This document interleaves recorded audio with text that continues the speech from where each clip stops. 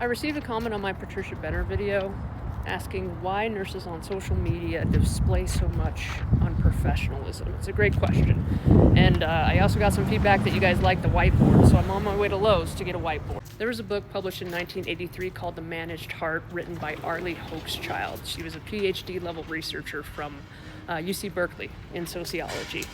She is still alive. I just said was because she's retired. Anyway, she coined the term emotional labor, which has kind of been hijacked by pop culture, but she broke it down into 3 core components. Number 1 is called surface acting, which is typical customer service, right? You're displaying emotions that you might not actually feel.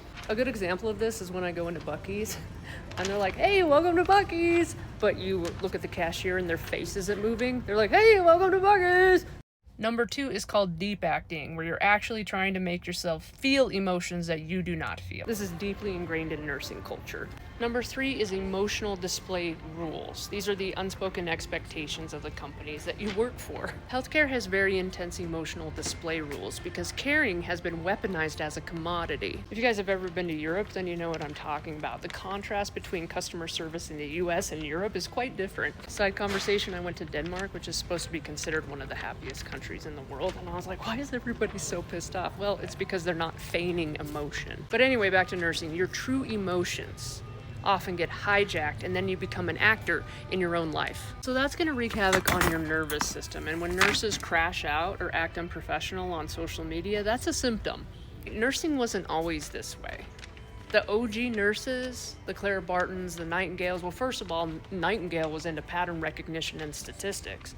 And Barton was a stoic combat medic. It was competence-based. It wasn't caring-based. I got a little help from an associate and I found it. But anyways, what was I saying? Oh yeah, post-World War II, gender expectations were really at the forefront of the social contagion. Then nursing theory in the 70s and 80s institutionalized caring as a professional identity.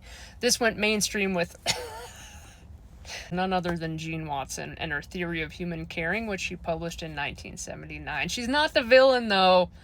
So nobody run to Jean Watson's comments. I don't know if she's got a TikTok. You know, she lives in Denver. But anyway, she was just trying to elevate nursing and distinguish it from reductive medicine. She couldn't have possibly predicted how hospitals would weaponize her theory through patient satisfaction scores and metrics that turn caring into measurable performance requirements. She published that theory 4 years before A Managed Heart came out. So when you run across a nurse content creator who's being unprofessional, which you inevitably will, ask yourself if this is a symptom of the social masking and performing emotional labor all day and their nervous system attempting to reset, or is it a gimmick because they understand that that type of content gets views, or are they feigning emotion and don't realize that they're feigning emotion because that's what they've been indoctrinated to do day 1 of nursing school. Either way, it's fascinating. There's no doubt in my mind that some nurse OG trailblazers experienced this level of emotional labor long before it became popularized. But